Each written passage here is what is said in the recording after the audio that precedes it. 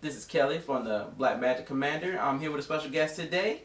Hey, what's up, people? This is Maurice, aka Lord Fresh. All right, so he's gonna be here today to help me kind of go through some of this stuff from Innistrad. We're gonna talk about that Midnight Hunt and that Crimson Vow. So I hope you guys are ready. So gatherers, let's get into it.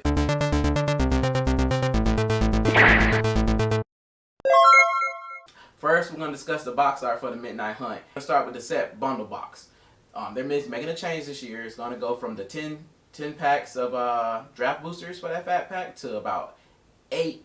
It's 8 packs or whatnot, but they're gonna be set boosters this time. Were you aware of that?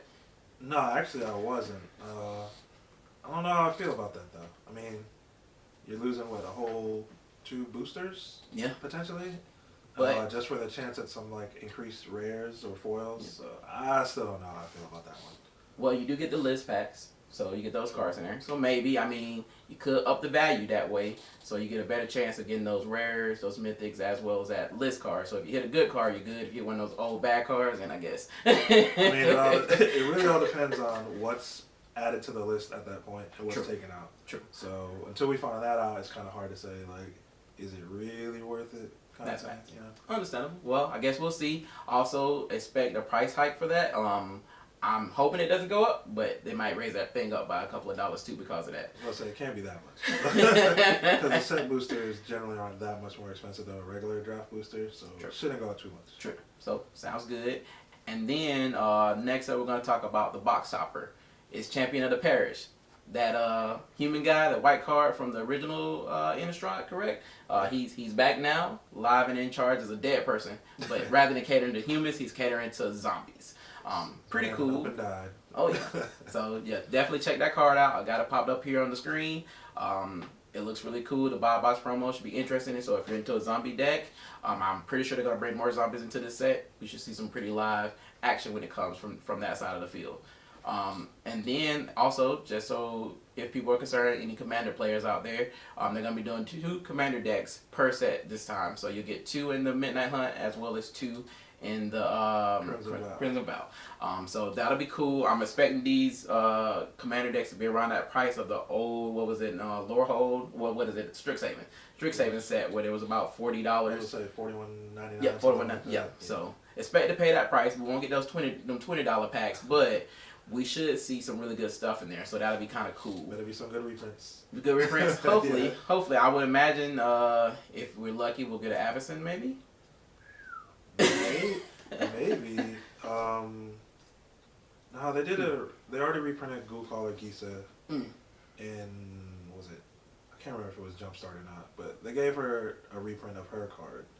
So I don't know if they would reprint it again or they give her a newer iteration. Who knows? Okay. Well, since we are speculating now, I guess we should move on to that section. What can we expect in the new and as far as new and returning cards to the Innistrad set? Like I said, I was thinking Avacyn, but she is dead in the lore, correct? Correct. And so with her being gone, I guess it kind of leaves it open for a lot of cool, unique things. I think that one leak card we saw in that Commander that I posted the video, you check it out. I got the link down below. One of the leak cards that it had was a witch. So something like that. So yeah, that's pretty cool. So we could see a whole new set of maybe not witch subtype creatures, but these nobles and warlocks. So that would be kind of interesting to see some new characters coming to the fold from that end, as well as I'm hearing they got some cool new people coming back like Arlen Cord. Yeah. Which is cool, and one of your favorites. Hey, good old Olivia. Oh, Olivia's coming back. Oh man, that Mark. One of my earliest commander decks, so always holds a special place in my heart. Yeah, this man go in with the whole vampire thing. I'm not a vampire fan, but I'm looking forward to my boy Soaring, which is pretty cool. So he's gonna be back. So that's gonna be interesting to kind of see where he came from, because we saw, I think last time we saw him was in the War of the Spark. Yeah, they gave him actually he was one of the more usable ones from War of the Spark, actually. So. Yeah, so Soaring still got some power. So however, Arlen's card not that great. So they need to fix that. They need to give her a good one. And hopefully so. It seems like she's going to be on the cover of some of the Midnight Hunt stuff. I'm still curious to see what is the Midnight Hunt. What is going to happen during the Midnight Hunt? Are they coming after the werewolves, or is the werewolves was on the the hunt? one who were hunting? Could be. Who knows? They could be hunting all the trappers. Back in the early sets, a lot of cards were dealt with like trappers who were out there trying to hunt down the creatures of the night per se. So That's interesting. It could go either way. That'd be cool. I guess what they had Tyler's Pilgrim in that set, right? Tyler's Tracker. Tyler's Tracker. Yes. There we go. Tyler's Tracker. That's pretty cool. So yeah, I would be interested. I really don't, like I said, I'm not the biggest werewolf vampire person. I more so go with the Kamigawa things. I know y'all heard me talk about that. We're not gonna talk about it today, but no samurais in the set. No samurais in the set, so I'm disappointed. Come on, Watson. Well, who knows? It could be a zombie samurai. You never know. Zombie samurai. That would be dope. That would get me back in. But I'm not too sure about the Midnight Hunt. I know we have Ren 7. Ren 7 is back. He's changed up. He's no longer Ren 6. He's Ren 7 now, and he's in standard.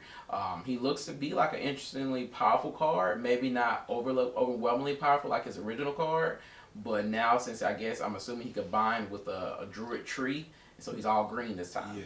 So definitely, if you're a commander and if you play commander and you're running a Jassy deck, it'd be perfect. His durability is pretty good for that deck. Yeah. Don't think it'll be too super useful in standard just because it's 5 mana value, but commander wise, that's no problem. So. Sounds interesting. I look forward to playing that card, and I'm hearing speculation that the other planeswalker that's going to show up in the Midnight Hunt is Teferi. And if that's true, I'm happy. Azorius hasn't had a lead planeswalker in a while now, so I could see them really bringing that back to the forefront. Because that would be pretty dope. Because the last couple of sets, especially Strixhaven, there was no Azorius. And yeah. Yeah, I mean, it'd be interesting to see why he's there. What's his purpose story wise, and then what kind of new abilities they could try to give him, because you don't want to make the same card over and over again. That's true. So you got to give him something a little different than what he's had before. Yeah, that'd be cool. I'd be interested in seeing. I am curious on the lore for him, just for the simple fact of I really think he's going to show up later next year, sometimes possibly in this whole rumor of Dominaria United. He might show up in there and he's going to show out there. So I'm interested to see what he does if he really is here. That's a speculation. Like I said, I don't know for real, but if I find out, I will be sure to talk about it. And then kind of getting past the Midnight Hunt, because like I said, not really sure what's going on there. Crimson Vow, we got some cool ideas. I know you have a really good idea of what's going on there. Yeah, thoughts on that one? We know we're getting a wedding. There's going to be a marriage in place. And who do you think is going to get married here? I initially, before they even showed any of the artwork, I was thinking, what if it was like Olivia and like Soren or somebody like that? And with the artwork coming out, it's like, oh, that might be true. Like, this could really actually happen. And then that would be interesting because they will make a new Olivia card, I'm pretty sure. Yeah. Does she get a third color and leave out of the Rakdos colors and become Mardu by adding in the white that Soren has had? That would be dope. To get another Mardu commander would be awesome. I think that would be really interesting because the last really big Mardu vampire we had was, what was it, Edgar Markov, right? So they've done 3 vampires that are Mardu. Mathis, was it Fiend Seeker, Edgar, and Lucia, the Sanguine. I can't remember the last part of it. Those are your 3 like Mardu colored vampires who are commanders. Cool. So, and now we got hopefully a 4th, which would be really cool. Could be really cool because if they combine the powers of Soren and Olivia, that could be pretty dope. I can't lie. It'd be interesting. It'd be very, very interesting. Or if they have a kid. One or the other. I'm just saying. That too. I mean, you never know. I don't know how vampires procreate in the world of magic. So, I mean, I really don't know how that works. Maybe Soren will just make a baby like he made Avison. He could. Or, who knows? Maybe he makes another angel, It's not Avison, but maybe another powerful angel comes out. This whole thing. So. That would be cool. Now, the one big question I do have is, how did Soren get free from the rock that Nahiri put him in? Oh, I mean, no one's gonna know that until they release the story of So it. hopefully they explain that in the set, cause I'm like, this guy showed up on what was it on Ravnica when they had this whole war to spark, and then him and Nahiri still started throwing hands yet again. So I'm like, okay, if y'all gonna fight it out, I didn't even know how you got to this point. And what is Nahiri doing? Is she gonna make a cameo in this set too? Could she show up? That would be interesting, because last time we saw her, she was on Zendikar, going hand in hand with Nissa and Jace, right? So, yeah. I mean, maybe that's who they're hunting in the Midnight Hunt. Oh! The last time she was there, she kind of brought a lot of trouble. You know, That's true. They basically had to go to war against Nahiri. Okay. So you know, who knows? Who knows? I guess we'll find out later this year. I think the set drops for the Crimson Vow is in November, and the Midnight Hunt is gonna be September. Yeah. So 2 sets, 1 block in a sense, kind of giving us a mini block, or 2 sets a piece, kind of put together. So that should be interesting. A cool thing that Wasi's trying to see how that plays out. So I'm down for the cause. I know you're down for it. I'm ready to go back. Oh yeah. So I'm looking forward to seeing what's in the Midnight Hunt, as well as what we're going to see in the Crimson Vow.